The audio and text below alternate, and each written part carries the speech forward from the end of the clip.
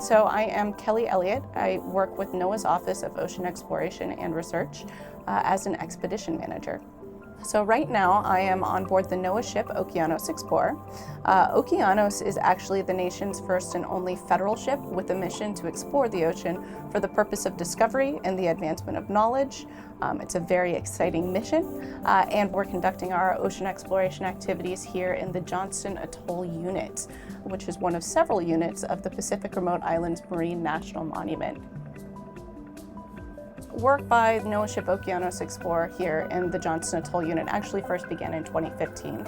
We had 2 cruises then focused on collecting seafloor mapping data and doing remotely operated vehicle dives on some of the seamounts. And in 2017, this year, we've come back to continue and to build on that effort to map new seamounts and to collect additional data about the habitats that reside on these seamounts.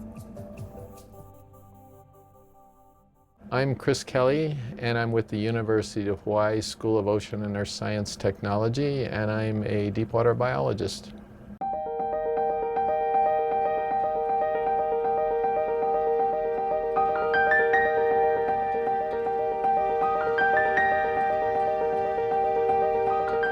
We are surveying this seamount, which has never before been explored. There's never before been any work on this location, and we are seeing it for the first time live. Some of the really unique things that we found on this expedition, at least to me, are new species. Whoa, what is it doing? Look at this. Huh. I'm a spongophile. I'm a guy who likes deep sea sponges, and about midway through this cruise, we came across a sponge that I have never seen before, and that was really exciting for me. We saw a fish, and it's in the family Liparidae, and Bruce Mundy was on the teleconference line when we came across that fish.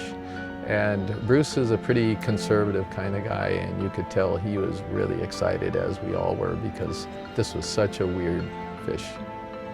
I think nobody on Earth has seen this fish before. I think those who are watching right now are getting the first glimpse of a species that nobody has ever seen, certainly not alive before, and probably never, ever.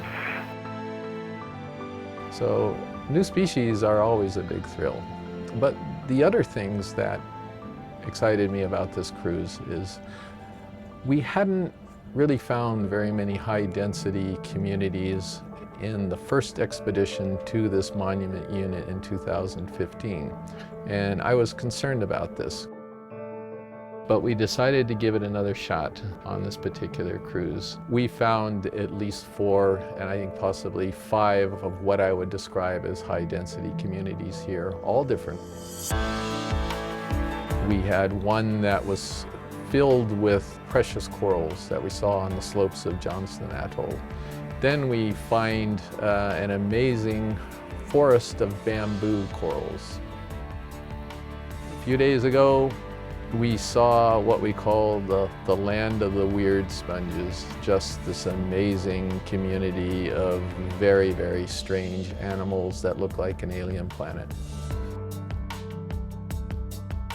High-density coral and sponge communities are really important because they provide shelter and places to live for all types of different animals. So deep-sea coral and sponge communities are particularly important because they provide habitat and protection for many other animals. Some of these corals are also particularly long-lived. They can be as old as several hundreds of years or even several thousand years old. I firmly believe that there are a lot of things that exist in the deep sea that are worth protecting. But I have experience in the deep sea. A lot of other people don't have experience in the deep sea, and you can't care about anything that you don't know about. You can't care about anything if you don't even know it exists. So one of the things we're trying to do here is essentially illuminate what's down in the deep sea and to get the public to care about it.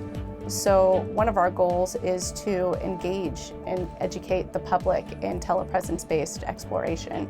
And this is all just part of an effort to get the public interested and excited and more knowledgeable about some of the deep sea environments that reside on this planet.